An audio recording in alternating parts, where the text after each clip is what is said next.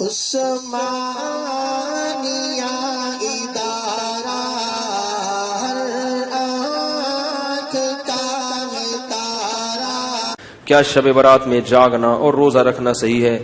15 شعبان کا روزہ کسی صحیح حدیث سے ثابت بولو بھائی نہیں.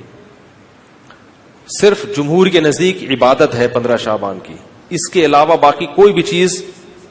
میرا اس پر بہت ڈیٹیل میں بیان ہے، یوٹیوب پہ سرچ کریں وہ بیان آ جائے گا. میسج ٹی وی والوں نے ایک انٹرویو لیا تھا اس پہ، اس میں نے دلائل سے ثابت کیا ہے، پوری مدلل بحث کی ہے کہ نہ اس رات میں قبرستان جانا چاہیے، نہ اس رات میں حلوے پکانے چاہیے، نہ اس رات میں الگ سے کوئی نہانا دھونا چاہیے، نہ اگلے دن کا روزہ رکھنا سنت ہے، نہ پٹاخوں کی کوئی حیثیت ہے. سمجھ رہے ہو؟ اب مجھے پتا ہے جو گالیاں آنے والی ہیں یوٹیوب پہ، چلو کوئی بات نہیں، اس کو بھی انجوائے کرتے ہیں. تو صرف ایک چیز ہے وہ، اور نہ اس رات میں تقدیر کے، صاف ہے قرآن میں کہ وہ لیلۃ القدر میں ہوتے ہیں. علامہ ابن تیمیہ رحمہ اللہ نے لکھا ہے کہ لیلۃ القدر کی اہمیت کو گھٹانے کے لیے بھی اس رات کو بہت زیادہ اہمیت دی گئی ہے. تو جتنی جس چیز کی اہمیت ہو اس کو اتنا ہی رکھنا چاہیے. تو صرف عبادت ہے، تو عبادت کی جمہور کے نزدیک کیا ہے وہ بھی اتفاقی نہیں ہے، یاد رکھو. جمہور کا مذہب بہرحال یہی ہے کہ اس رات کو عبادت کرنی چاہیے، اس کی فضیلت دوسری راتوں کی نسبت زیادہ ہے. آج کسی صاحب کا فون آیا کہ ہماری والدہ کا معمول رہا ہے اس رات کو دیگیں پکا کے تقسیم کرنے کا. اب والدہ مرحومہ دنیا سے چلی گئی، اب ہم چاہتے ہیں. میں نے کہا نہیں پکائیں. کہہ رہے کیا دیگ پکانے میں، لوگوں کو غریبوں کو کھانے کھلانے میں کیا حرج ہے، اس میں کون سی پابندی ہے؟ میں نے کہا پھر آج کھلا دیں، کل کھلا دیں، کیا خیال ہے؟ لوگ یہ بھی کہتے ہیں کہ بھئی آپ صدقات و خیرات سے کیوں روک رہے ہو لوگوں کو؟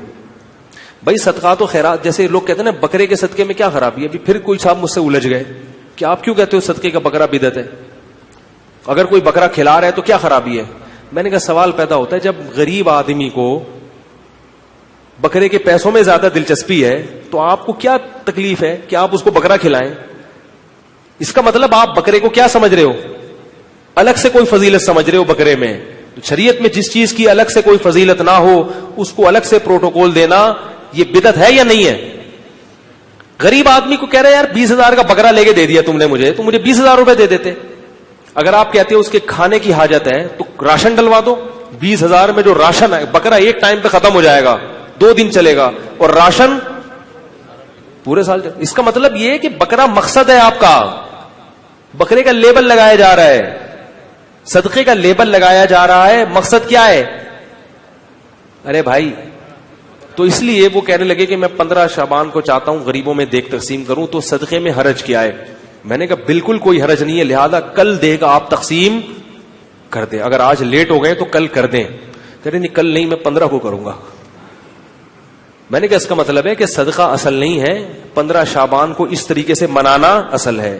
تو جب شریعت میں نہیں ہے تو آپ کیوں اس رات کو صدقے کے حوالے سے پروٹوکول دے رہے ہو؟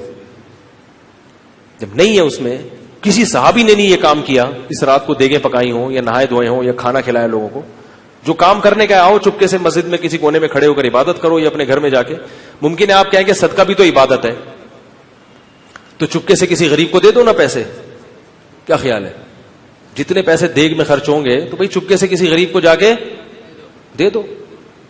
تو تہواروں میں کھلایا پلایا جاتا ہے. میں نے کہا عید کے دن کھلائیں، آپ لوگوں کو تہوار ہے، بقرعید میں کھلائیں، صحیح ہے نا. افطاری میں لوگوں کو کھلائیں، یہ کھلانے کا موقع ہے. آپ 15 شعبان کی رات کو پبلک کو جب خوب مرغن غذائیں کھلائیں گے تو وہ عبادت کے لائق، وہ مرغے کھا کے کیا کریں گے؟ ٹن ہو جائیں گے، سو جائیں گے. تو یہ ہے عثمانیہ